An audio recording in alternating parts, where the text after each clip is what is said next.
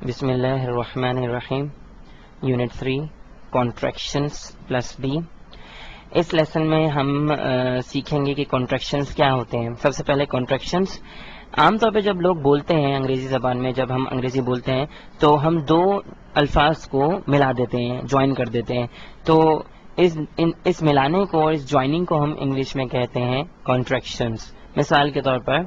آپ دیکھ سکتے ہیں کہ پروناؤنس کا ایک کالم ہے اور ایک بی کا کالم ہے جہاں پہ سارے وربز لکھے ہوئے ہیں، اور ایک پروناؤنس کا کالم ہے جہاں پہ سارے پروناؤنس لکھے ہوئے ہیں، اور ان کے سامنے ان کی کانٹریکٹڈ فارمز دی ہوئی ہیں۔ تو سب سے پہلے دیکھتے ہیں نمبر 1 آئی ایم۔ تو آئی ایم کو ایک ساتھ جوائن کیا جا سکتا ہے اور اس کی کانٹریکٹڈ فارم جو ہوگی وہ ہوگی آئی ایم۔ ذہن میں رکھیے گا کہ جب کبھی بھی آپ جوائن کریں گے دو ورڈز کو تو ان کی پروننسیشن یعنی ان کی ادائیگی جو ہے وہ بھی بدل جائے گی۔ تو شی از شیز، ہی از کی کانٹریکٹڈ فارم ہوگی he's, it is it's, they are they're, we are we're, you are you're. So آپ یہ بات ذہن میں رکھیے گا کہ آئی ایم کی کانٹریکٹڈ فارم کو آپ آئی ایم نہیں کہہ سکتے، اس کی ادائیگی بھی بالکل تبدیل ہو جائے گی، آپ کو کہنا پڑے گا آئی ایم اور شیز یا ہیز۔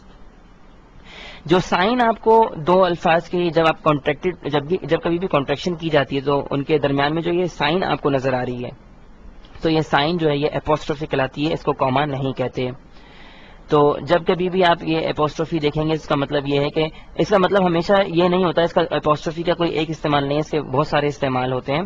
تو خیر یہاں پر اپوسٹروفی کانٹریکشن کے لیے استعمال ہوتی ہے، جب کبھی بھی آپ دو الفاظ کو ایک ساتھ جوائن کریں گے تو آپ اپوسٹروفی وہاں پر لگائیں گے، اور اپوسٹروفی وہاں لگائی جاتی ہے جہاں سے ہم کوئی حرف ہٹاتے ہیں۔ مثال کے طور پہ آئی ایم کے اندر سے آپ نے اے کو ہٹا دیا تو یہاں پر آپ نے اپوسٹروفی لگا دی، اسی طریقے سے شی اس کے اندر آپ نے آئی کو ہٹا دیا تو وہاں پر اپوسٹروفی لگا دی۔ تو اپوسٹروفی وہاں پہ لگتی ہے جہاں سے حرف ہٹایا جاتا ہے، اور یہ بات بھی ذہن میں رکھیے گا کہ آپ کے اوپر نہیں ہے کہ آپ کون سا حرف ہٹائیں گے، یہ کانٹریکشن آپ کو سیکھنی پڑے گی کہ کون سی جگہ سے کون سے الفاظ ہٹتے ہیں۔ مثال کے طور پہ آئی ایم کے اندر آپ ایم نہیں ہٹا سکتے، آپ کو اے ہی ہٹانا پڑے گا، اور شی از کے اندر سے آپ ای نہیں ہٹا سکتے، آپ کو آئی ہی ہٹانا پڑے گا۔ تو یہ چیز یاد کرنے کی اور ذہن میں رکھنے کی ہے۔ ایک اہم بات جو ذہن میں رکھنے کی وہ یہ ہے کہ آپ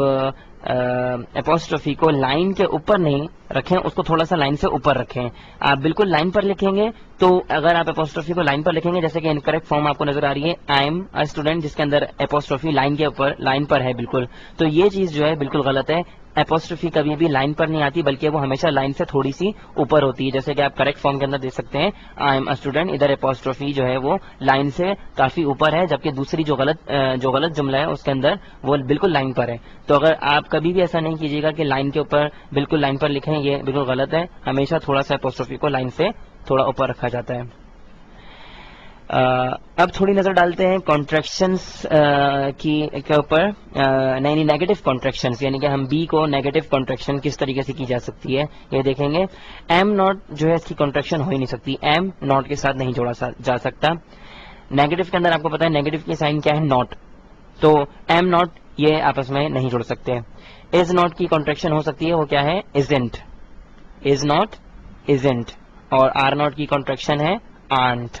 تو آپ دیکھ سکتے ہیں کہ ہم نے از ناٹ کو جوائن کیا، وہاں سے ہم نے اپوسٹروفی لگا دی، اور کیا ہم نے اس میں سے حرف ہٹایا ہے، ہم نے اس میں سے حرف جو ختم کیا ہے ہٹایا ہے وہ ہے او، دونوں کے اندر سے ہم نے او کو ہٹا دیا اور اس جگہ پر ہم نے اپوسٹروفی لگا دی، اور یہ دیکھ لیں کہ یہ لائن سے اوپر ہے کافی، یہ نیچے نہیں ہے لائن پر، ٹھیک ہے۔ تو آپ یہ بھی دیکھ سکتے ہیں کہ اس کی پروننسیشن بھی تبدیل ہو گئی ہے، ادائیگی بھی تبدیل ہو گئی ہے، وہ یہ کہ از ناٹ اور کانٹریکٹڈ فارم کس طریقے سے کہیں گے ہم، ازنٹ، اور آر ناٹ اس کی کانٹریکٹڈ فارم کس طریقے سے کہیں گے، آنٹ۔